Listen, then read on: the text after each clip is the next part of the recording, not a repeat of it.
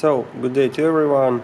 Today we will discuss construction and principle of operation of a DC starter generator, which can be used on airplanes and as well as on helicopters. So, as you probably remember, DC starter generator, this is the typical DC machine. So you can see that it is equipped with collector plates. So this is the collector, and also brushes should to be located here, but these are removed right now. So this is the typical DC machine. Here is the collector, here is the rotor. So armature windings are in the slots, and here is the outputs, and these outputs are welded with the plates of the collector. Plates are fastened by means of these fasteners. So we have two fasteners. Plates are made of copper, but of brass, but these are not connected. This has no electrical contact with metal base, because in this case we will got a short circuit. In order to produce insulation, we have this mic. This is the layer, small layer of mic, and this mic is inserted here, as well as mic also is inserted between the plates. So armature windings are here, and these are connected to each other from the back. So the section is formed like this. Field winding of a DC starter generator is on poles. So this is the ferromagnetic material, and this is also ferromagnetic material, and here is the coil, which is wound like this. So this is the field winding. That is, magnetic field is going through the field winding inside, through the air gap, which is really very small. It's here, and then enters into the rotor. Therefore, this is the magnetic conductor. It is ferrous material, iron. This is the same. This is also the magnetic conductor, and this is also iron. So this part of our rotor is made of laminated plate. Further, magnetic flux enters in, then it goes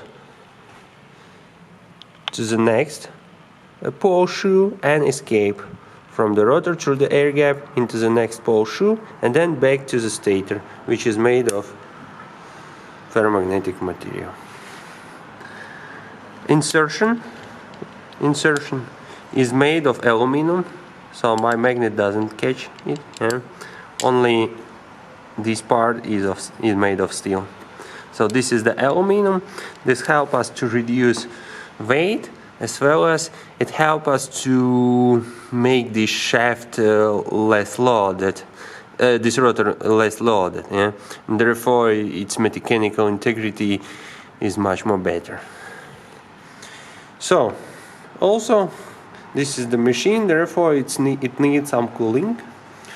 Since this is the DC machine and it has brushes and collector, so this is the air-cooled machine. Here is the cooling fan for the self-cooling. This is the centrifugal type fan. So air goes inside into the fan, and when it starts to rotate, then centrifugal force applies onto this air, and therefore centrifugal force tends to remove air outside from the fan, and the air becomes removed through these windows. Consequently, new air is sucked from here inside into the fan. So as you can see, rotor has slots, has openings to roll air which is used for cooling. Since armature is in rotor, so the rotor must be cooled much more compared to the field winding which is in the stator. Since we are using air cooling, then both our bearings, ball bearings, are sealed type ball bearings, yeah, sealed, and also this one also is sealed. Okay. What about brushes? This tiny compared with my hand, yeah, this tiny generator is 18 kilowatts rated power, yeah, but its voltage is only 28 volts. Therefore, its current is something about 550 amperes, yeah. So, in order to put all these small, yeah, current through this collector, we have to make very robust brushes. So, as you probably know, brushes are made of carbon, yeah. So this is the carbon, here is the contact surface, and from the back it has a flexible output, and these flexible outputs further are connected to the common bar which is shown here, yeah. Here's the brushes. However, if I will put only one brush, it will not cover all collector plate. Therefore, I have to make this brush very long. But if it will be very long, it is possible that it becomes sized due to its dimensions. Therefore, such small brushes typically are not used in such big generators. In order to overcome problem with sizing, we have to split our brushes onto many brushes, yeah. First of all, we install several brushes in a line. First brush works here, yeah, here. The second brush works here, and the third brush works here. And all these three brushes are connected in parallel. These are connected to the common bar. Further, if brush is too fat, yeah, then we can also divide it into two brushes. In this case, it becomes much more flexible with respect to the contact surface. So it got much more better contact because it can be adjusted like this, yeah. And the contact becomes much more with much less gaps, so the contact becomes much more proved. At higher altitudes, there is a lack of liquid in the air. Therefore, we need some high altitude brushes. Latest high altitude brushes are with rods, yeah. So these rods which are inserted inside are made of molybdenum, and these are used for lubrication. Older brushes has been equipped with impregnated with lead, but for today lead is not a green technology. That's why we use rods. Older types of starter generators has been equipped with the gearbox.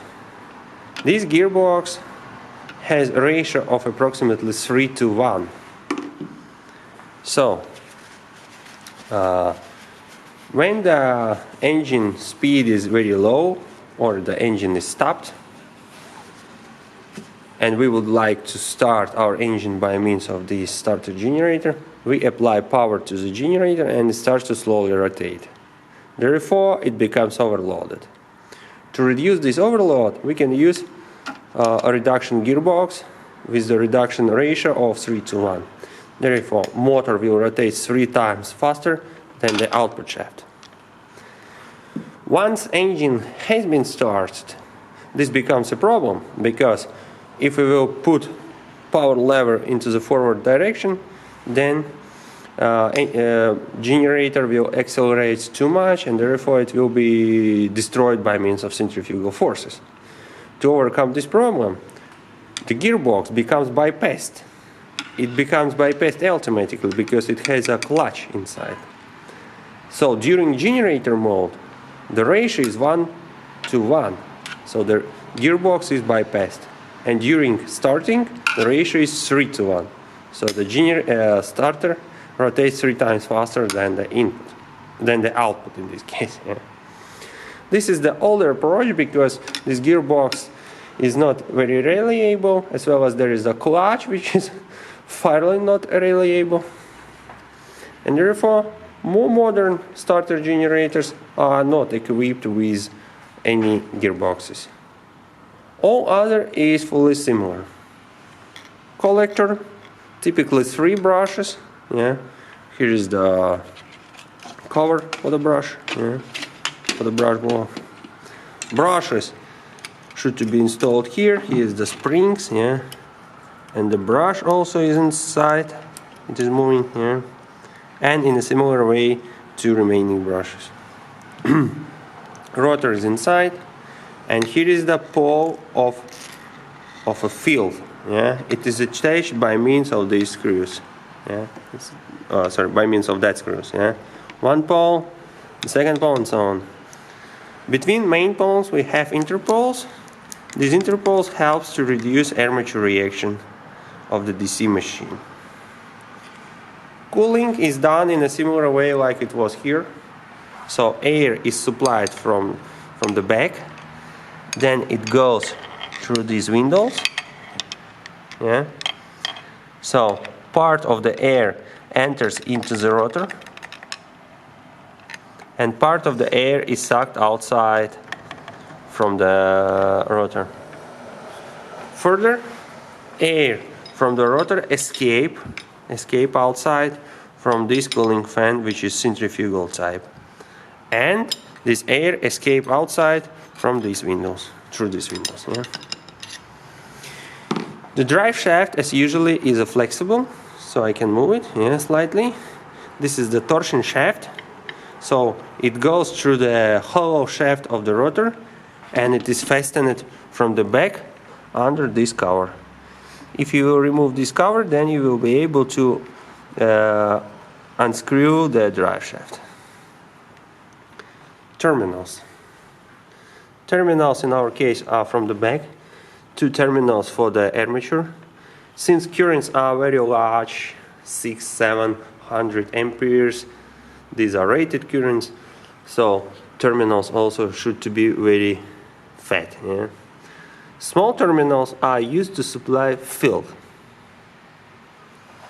Okay, so now let's take a look how it works. Here is the starter generator, of 24 kilowatts, but this is the rated power of in a generator mode. Rated means continuous. Yeah. In the starter mode, it can consume much more. So in a generator, it produces something about 700 amperes. But during starting, it can consume up to 1,500 and so on. So therefore, during starting, it can operate only a limited amount of time. Again, brushes. This is the fully live generator. Yeah. So brushes are here, 3 brushes. All these 3 brushes are connected in parallel with one bar. Here's the another set of brushes, here is the another set of brushes, and so on. So the number of sets of brushes are equal to the number of poles. Yeah. 6 poles, so 6 sets of brushes. Terminals. 2 big terminals to supply armature current. In our case, these are connected with our laboratory supply network here with these small terminals. Our laboratory supply is able to provide only up to 100 amperes. remember that rated current of your teapot is only 10 amperes. Yeah, here we have 100 amperes. The another problem is that we have to supply field. Unfortunately, if I will supply field from the same supply source, then during starting, voltage will drop down, so the field will drop down. This is not acceptable, because DC machine should be started with maximum field possible. To overcome this problem, field is supplied through this wire, through this rheostat, in order to be able to control it. And the field is supplied from this power supply unit. So okay, let's enable it.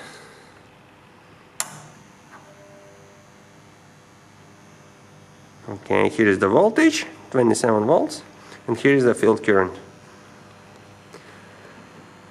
DC machine should to be always started with maximum field current.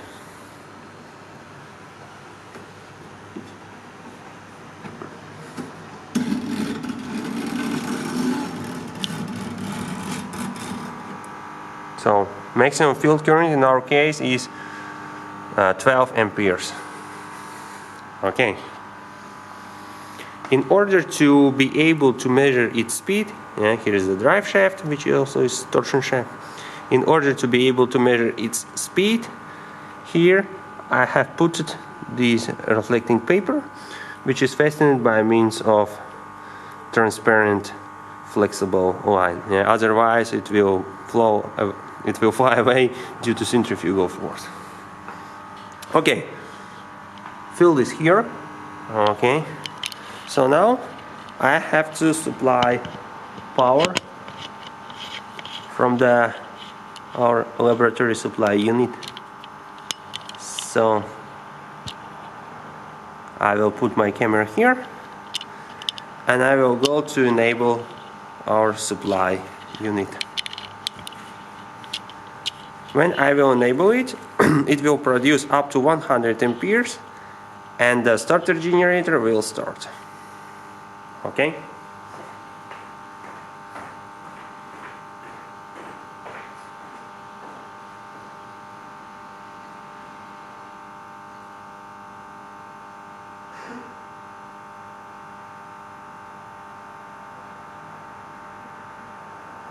Start it up.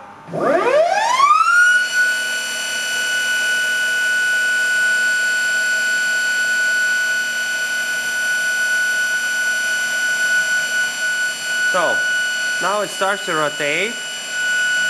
I hope that you remember that maximum field means minimum possible speed of rotation. How do you think how fast it is rotating right now? 4,000 RPMs. Its rated speed is from 4,000 RPMs up to 8,000 RPMs. How do you think how fast it is rotating right now? 3,000. Let's check.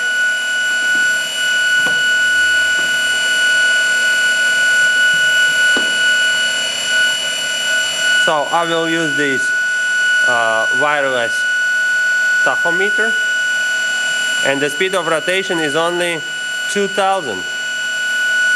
So in order to increase the speed of rotation, I have to reduce field. You will see field here.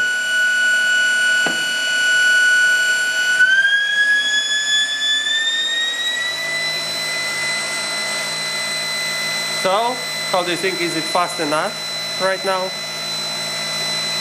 No, it's only 3,000 RPM. It's only 3,000 RPM. Also, its cooling fan is here, but it doesn't blow anything. It blows, but just some little air, because the productivity of the centrifugal type fan is proportional with the speed and power of 2. That is, if I will put some paper here, you will see that there is almost no airflow. Yeah. So okay, let's increase our speed even more, because the rated speed is from 4,000 up to 8,000.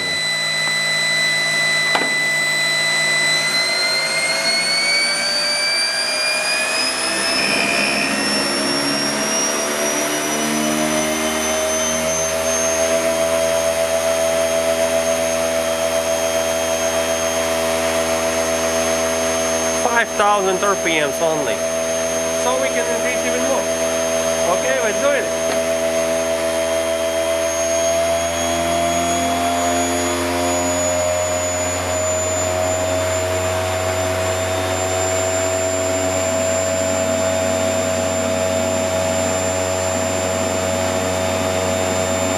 Even less than 6,000. Let's increase a little bit more.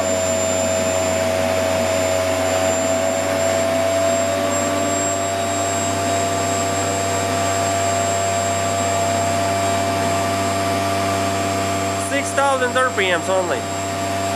Okay, so this is the middle of the rated speed of this generator. It starts to pump something. Yeah.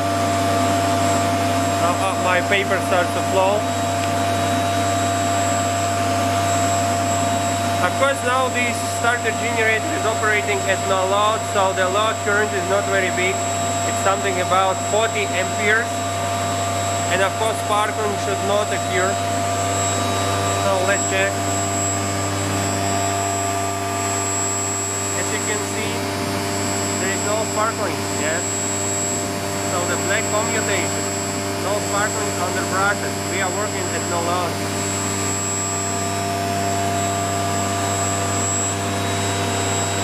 This is a very typical for the aviation machines to operate without sparks.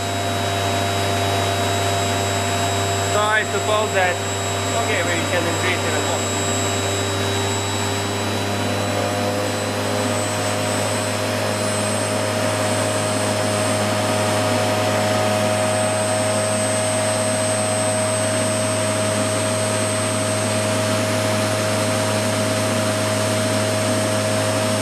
$6,300 only.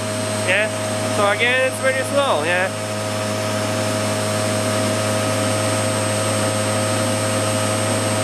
$6,300.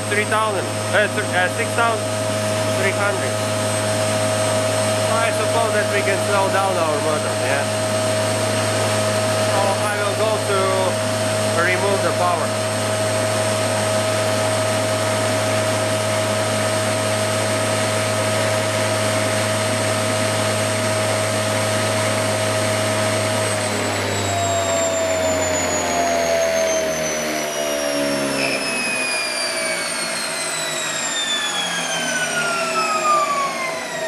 So during this no-load operation, because we have no aircraft engine from this side, yeah? So this is the no-load operation.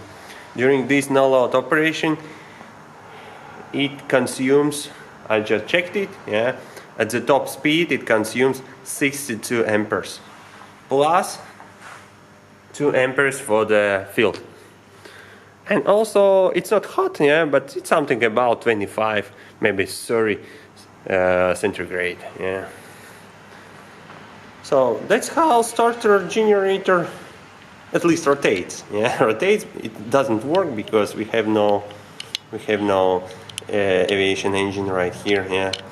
But it just rotates at no load.